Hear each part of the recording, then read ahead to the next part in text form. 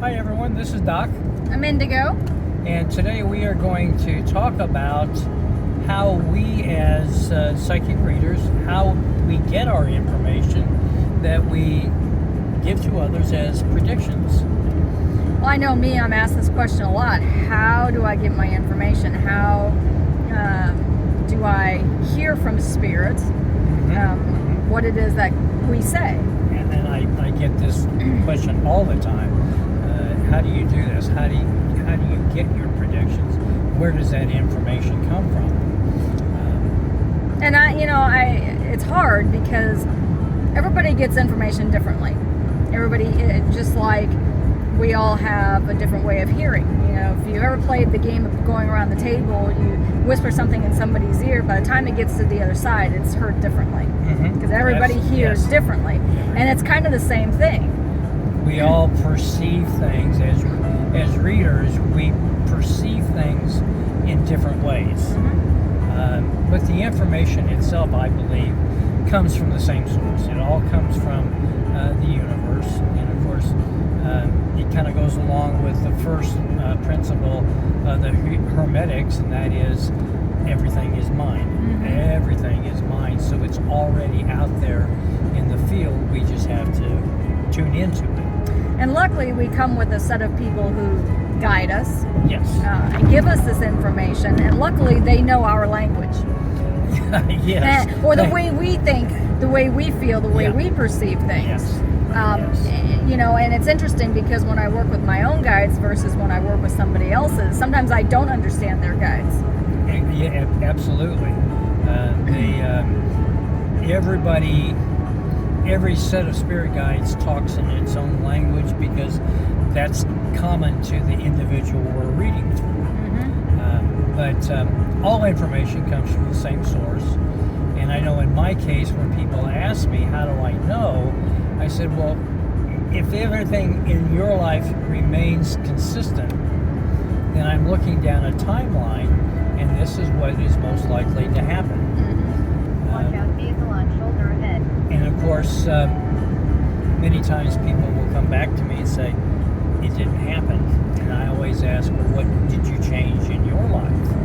And all it takes is one little change, and now all of a sudden what I perceived is no longer valid because you started a new timeline. But that's also the benefit of going to a psychic, Yes, because almost anything can be changed.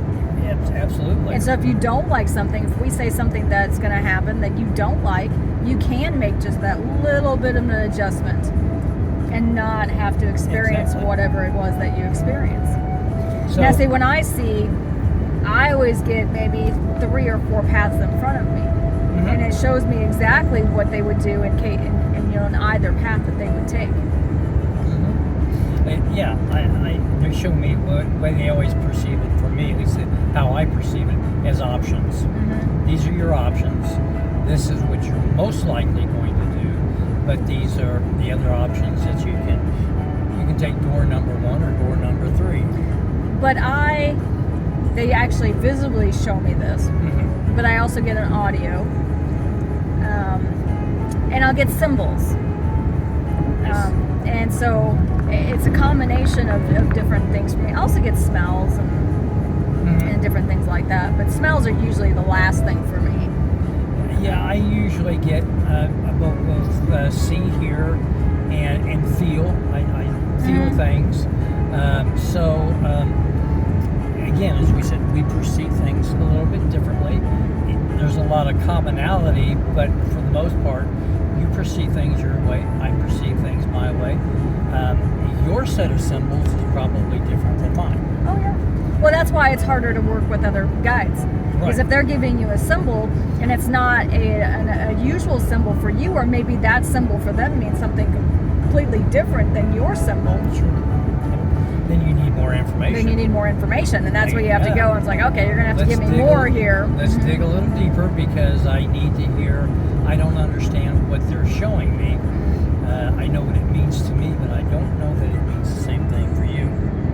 So, Police report ahead. but I also think people are more interested in exactly how you hear that information.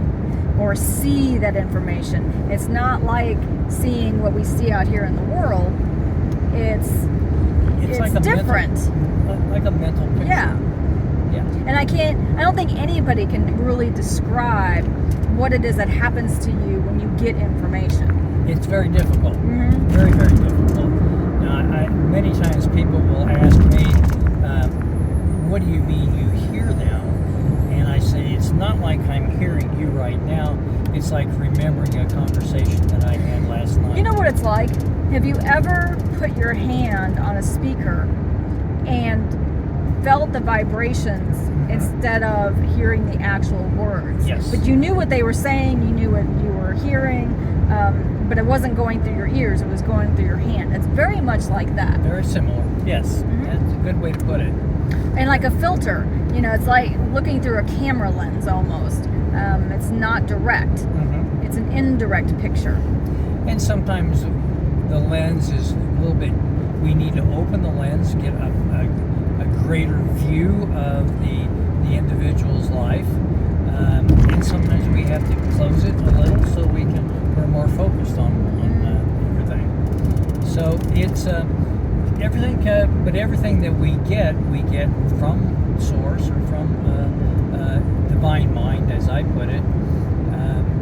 But that's channeled down through their spirit guides to us, and then we explain that describe it to the clients. So, but it takes practice. Mm-hmm. It takes lots of practice. I know in your case, watching you grow, you have opened up in ways that I very often said, don't worry, it'll come to you. And it has. So you do have to very much trust in spirit. you do. And that's hard. And that's the hard part. That's the hard part. And a lot, for a lot of us, it's hard because that's what they asked us to do in religion, and religion let us down so much. Yes, that is And very, very so true. to trust in something else, you close up right away, which I think is a lot of people's problem. Mm-hmm. Is that they do have that lack of trust simply because of religion. And that could very well be, but it's hard to let go. It's Exit right to exit 53. it's like letting go of control. And Yeah, because you don't have control. no, we don't have. And for someone like me, who's an A-type personality, I like control. It creates a problem. Well, not anymore, but it did create a problem. I have learned to let go. My messages are way more channeled than what they were when I started. Oh, without question. And I always contend that if a reader is growing spiritually, your readings are going to evolve. They're going to be different. They're going to be, in many cases, more specific. Mm-hmm. They will be more greater detail. Mm-hmm. And so it does.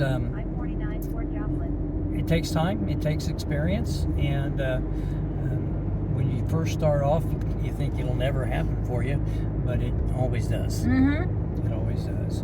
And of course, Spirit always brings you those clients that force you to challenge you. Oh, yeah. Force you to push the envelope of what you think that you can do. Mm-hmm. So That's for sure. But I look forward to the challenge. definitely, Yeah. every day, Every day. time, it's a challenge. I'm a Gemini, and Geminis get bored very easily. Very easily. Yeah, I know this. Yeah. But this has kept me engaged, kept me focused, kept me challenged, and I don't see me giving it up anytime soon from boredom. For boredom's sake, yes. But I will say one thing. Doing this kind of work has a way of changing you for the better as a person. Well, it's supposed to. Well, it should, yes. It should. Yeah, absolutely, it should. So, if you have any comments, please, by all means, comment, like, share, Subscribe. subscribe. That our channel can't grow unless nice people like you subscribe and share with your friends and family. And by all means, leave us a comment. Absolutely. Leave comments. We'd love to hear what you think about this particular video, or if you have ideas for future videos. So until then, bye-bye. Bye.